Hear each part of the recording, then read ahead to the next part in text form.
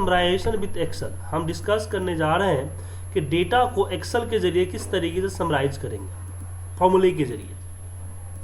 Generally हम pivot के जरिए डेटा को समराइज तो करते हैं, लेकिन पिवट टेबल के अलावा हम आपको बताएंगे किस तरह से डेटा को हम समराइज करते हैं एक्सेल के जरिए, फॉर्मूले के जरिए। एक छोटा सा डेटा ले लेते हैं, इसको कॉपी करके न्यू शीट और पेस्ट, एक बार इसको मैं कन्वर्ट टू रेंज कर देता हूँ। ओके, आपके पास एक डेटा पड़ा हुआ है।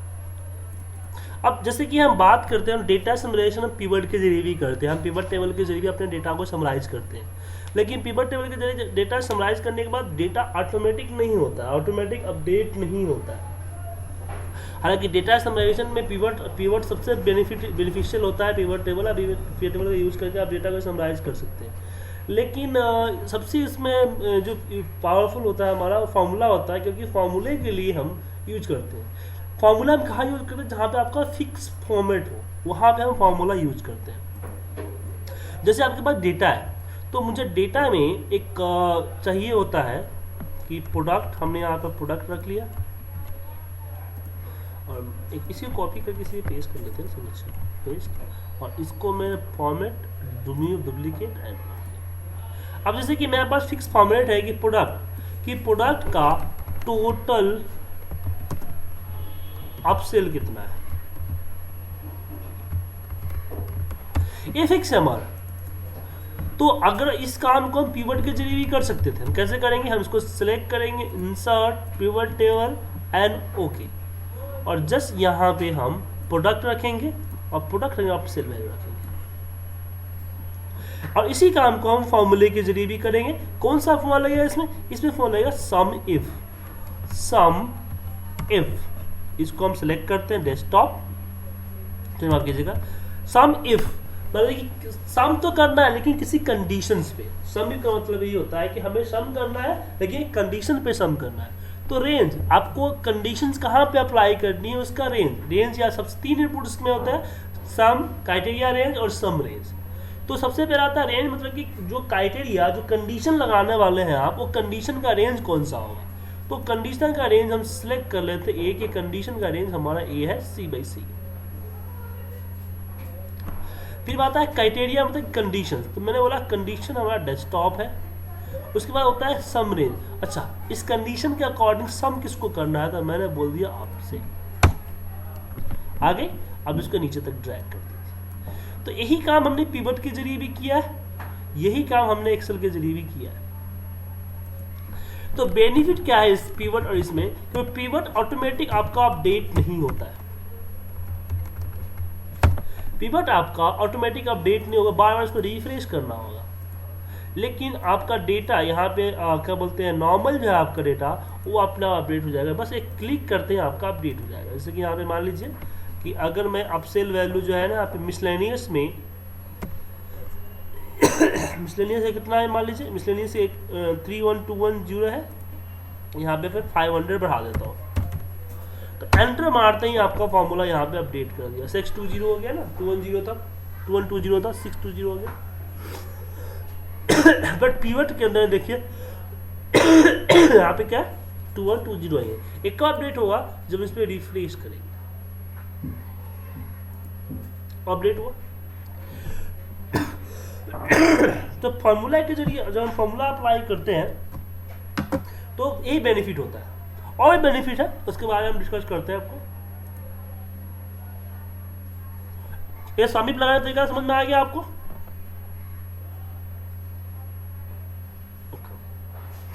दूसरा यहाँ पे है, इसी में करते हैं कि अगर मुझे इसमें पता करना है कि ग्रेटर देन 50 कहाँ पे, ग्रेटर देन 50, जब आप ग्रेटर देन 200 अपसेल की वैल्यू अगर हो, तो अपसेल टोटल कितना है? मतलब ये हुआ ना कि मुझे इंसेंटिव लॉन्च करना है। इंसेंटिव लॉन्च करना है तो ये लॉन्च करना है कि जो ग्रेटर देन 200 से सेल किया है उसका 10% हम इंसेंटिव देंगे। तो मुझे ग्रेटर देन 200 वाले जितने भी है उनका सम निकाल कर उसका 10% इंसेंटिव देना है। सबसे पहले मुझे निकालना तो पड़ेगा ग्रेटर देन 200 है कितने। तो यहाँ पे आपका पिवट काम नहीं आता, यहाँ पे काम आता है आपका कौन सा, आप सेल। यहाँ पे आपको VLOOKUP लगा सम इफ लगाना पड़ेगा। अब यहाँ पे ये नहीं कर सकते कि इनका जो सम है वो सम ग्रेटर देन ये होना चाहिए, तो इसमें थोड़ा लेंथी प्रोसेस होगा।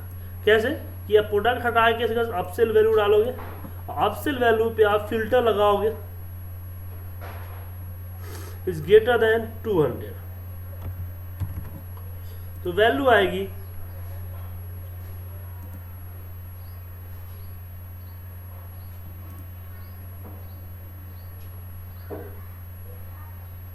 माफ कीजिएगा हमने गलती कर दी, लेवल पे करना था ना, लेवल नहीं, फिर भी लेवल पे आएंगे और यहाँ पे लेवल पे करेंगे इज ग्रेटर देन 200। ओके, ये आपका सेल है। तो लेंदी थोड़ा सा, लेकिन इसमें क्या है, जस्ट सम इफ हम रेंज को सेलेक्ट करते हैं और क्राइटेरिया को हम इसको सिलेक्ट कर लेते हैं। आ गया 1002500।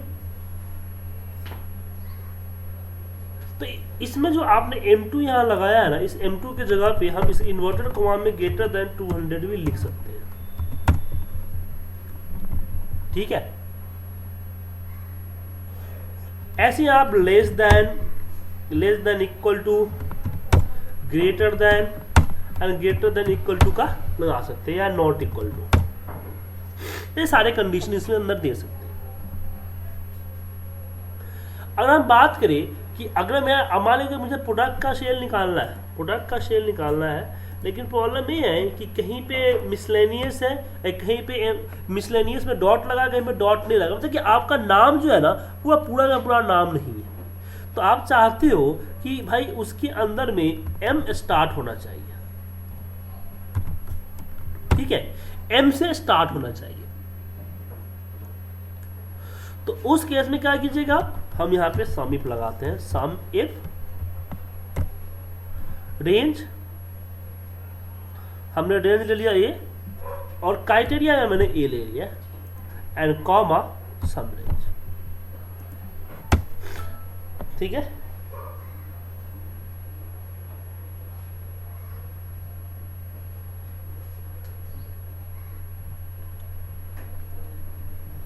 तो इसमें हमने M और स्टार क्यों लगाया, हम इसको यहाँ इन्वर्टर को M और स्टार भी लगा सकते हैं,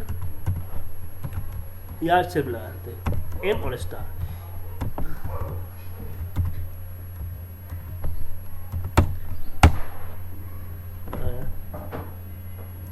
M माफ कीजिए, हमने गलत कर दिया, हमें यहाँ पे करना था M स्टार। ठीक है, बेसिकली अगर M और स्टार लगाते हैं मतलब कि पहला वर्ड M होना चाहिए, या फिर MIS होना चाहिए, MISC होना चाहिए। ठीक है, और जितना वर्ड आप मैच करना चाहते हो उतना वर्ड रख दो, इसके अलावा जो मैच नहीं करना चाहते हो तो उसमें स्टार लगा, मतलब कि ये एब्स्ट्रैक्ट हो गया। इसके बाद जितनी वैल्यू आएगी कुछ भी उसका मतलब नहीं है, ये फर्स्ट 4 लेटर को मैच करेगा। ठीक है, अगर मैं पहले स्टार लगा दूं और पहले स्टार लगा मैं बेस्ट रहूं, बेस्ट, तो इसमें मिड वेस्ट आ जाएगा कि लास्ट का मैच करेगा। ठीक है, अगर आपने पहले स्टार लगा दिया तो लास्ट मैच करेगा। अगर मैं यहाँ पे इन्वर्टेड इसके कॉमा के अंदर ओ लगा दिया, इसका मतलब होता है ये होता है स्टार्टिंग विथ, ये होता है एंडिंग विथ, फिर ये स्टार्टिंग विथ, ये होता है एंडिंग विथ, ये होता है कंटेन। 3 चीजें होती है, एक तो होता है कि आप स्टार्टिंग वर्ड मैच करना चाहते हो कि वर्ड स्टार्ट जहां से हो रहा है वहां से मैच कर जाए, एक होता है कि एंडिंग जहां पे वर्ड एंड हो, लास्ट का पार्ट हो, जैसे किसी का सरनेम सिंह शर्मा ऐसे मैच करना चाहते हो, या फिर कोई ऐसा नेम जो बीच में भी हो तो चलेगा, तो उसके लिए कंटेन लगाते हैं। तो ये चीजें यहाँ पे यूज करते हैं, आगे चल के आपको फिल्टर विल्टर सब में सेम यूज करना पड़ेगा। ठीक है, उसके बाद अगर हम नीचे बढ़े इसमें तो मेरा आता है ए, अभी क्या है कि कॉलर आईडी है, तो मान लीजिए मेरा डेटा 2 सॉफ्टवेयर से निकलता है। एक सॉफ्टवेयर जिसका जो आईडी जनरेट होता है, वो आईडी जनरेट होता है 2 4 6 7 है, 7 लेंथ का, तो 7 डिजिट का एक आईडी मेरा जनरेट होता है। दूसरे सॉफ्टवेयर है जिसमें से 3 डिजिट के आईडी जनरेट होते हैं, और 3 डिजिट के आईडी कुछ भी हो सकते हैं। तो मुझे यहाँ पे ये पता करना है कि जिसके पास जिसके 3 डिजिट है उनका सम क्या होना चाहिए। तो उसके लिए जस्ट मुझे यूज क्या करना है, 3 क्वेश्चन मार्क, 1 2 3 क्वेश्चन मार्क, और फिर यहाँ पे हम करेंगे सम इफ, और सम इफ में हम इसको सिलेक्ट करेंगे, क्राइटेरिया रेंज इसको सिलेक्ट करेंगे, और क्राइटेरिया सम रेंज में हम इसको सिलेक्ट करेंगे। 3 क्वेश्चन मार्क मतलब कि 3 any number of digit, number of character. अब ग्रेटर देन 3 डिजिट करना चाहते हो तो 1 2 3, एक और 3 डाल दो, और यहाँ एक और डाल दो क्वेश्चन मार्क और स्टार। अब यहाँ पे क्या होगा कि ग्रेटर देन 3 डिजिट का आपका सम निकलेगा। हमें कुछ पूछ रहे हैं, ये समझ में आ गया आपको? ओके, तो अभी तक हमने एक कंडीशन लगाया ना, जिसकी हम पिवट के जरिए में हम निकाल सकते हैं कि यहाँ पे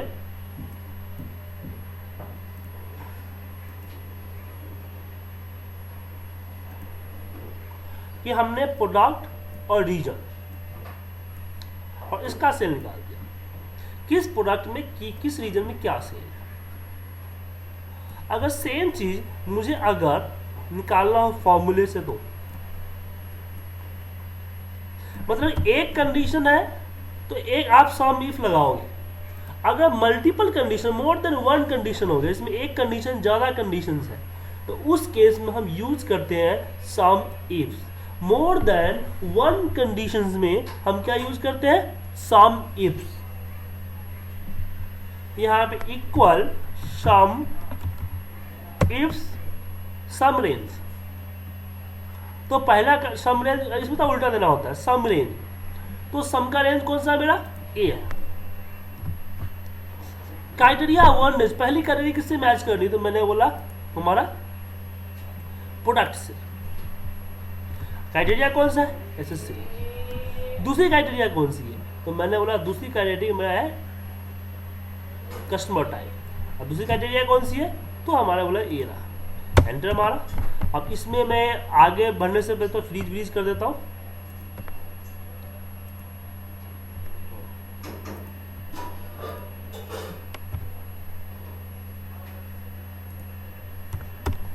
बता रहा बेसिकली क्या है कि हमें पता करना है कि SS series large corporate customer को कितनी बेची गई है। ठीक है, क्वेश्चन क्या है कि एसएससी नाम का प्रोडक्ट लार्ज कॉर्पोरेट नाम के कस्टमर को कितना बेची गई है। तो यहाँ पे मुझे पास मोर देन 2 कंडीशंस है। जब मोर देन 2 कंडीशन हमारे पास होती है तो उस केस में हम यूज करते हैं सम इफ।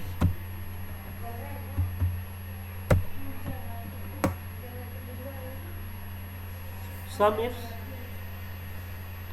उसके बाद पहला आता है सम रेंज। मैंने आपको सम किसका करना है, तो मैंने बोला सम मुझे आई कॉलन का करना है। तो पहले इसमें भी सम इफ की तरह नहीं है। सम इफ में क्या होता है कि जिसका सम करना होता है मुझे लास्ट में देना होता है, लेकिन इसमें क्या होता है पहले ही दे दो। तो हमने सम रेंज यहाँ पे डाल दिया। फिर आता है क्राइटेरिया 1 रेंज, मतलब कि आपकी जो मैच करना चाहते हो वो क्राइटेरिया कौन सी है। तो मैंने बोला पहली क्राइटेरिया ए है, फिर दूसरी क्राइटेरिया रेंज डाल दी मैंने, फिर तीसरी क्राइटेरिया रेंज डालिए और तीसरी क्राइटेरिया डाल दीजिए। ऐसी चौथी पांचवी जितने क्राइटेरिया एंटर करना चाहते हो वो एंटर कर सकते हो। समझ में आया?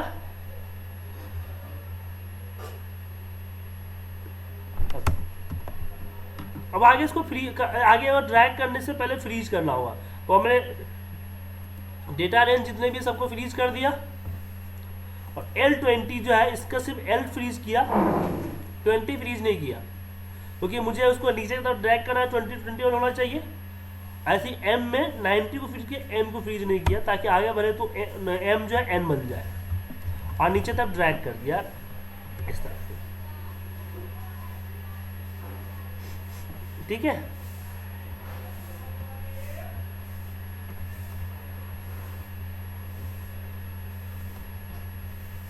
ठीक है ना, इसका टोटल। और इसमें भी आप वो सारी चीजें लगा सकते हो जो चीजें हमने ये इसमें सब भी प्लाई जैसे कि greater than, less than, contain, question mark, ये सारी चीज आप यहाँ पे लगा सकते हैं।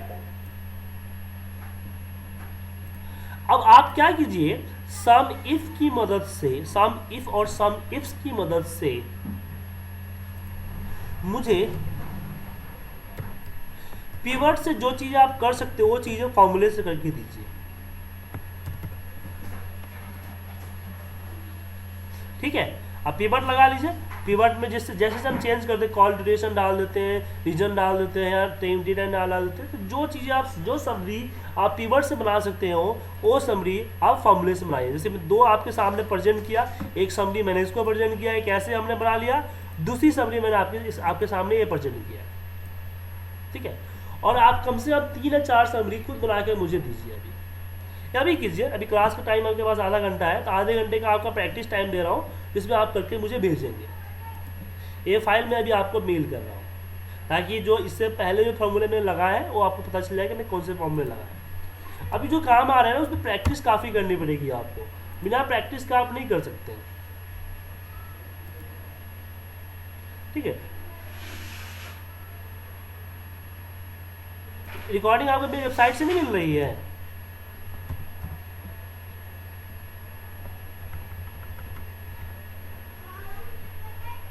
ठीक है, मैं लिंक निकाल के भेज देता हूँ आपको। ठीक है, आपको लिंक अभी निकाल के भेज देता हूँ। ओके, आप लोगों को अगर कुछ और फॉर्मूले और चाहे बारे में क्वेश्चन और क्यूरी हो तो मुझे आप लोग कॉल कर सकते हैं। 8802579388 हमारा नंबर है, या फिर आप मुझसे इस तरह लाइव कोई क्लासेस ले सकते हो। अभी दिव्या जी मेरे साथ लाइव क्लासेस में थे, तो ऐसे आप भी मुझसे लाइव क्लासेस ले सकते हैं।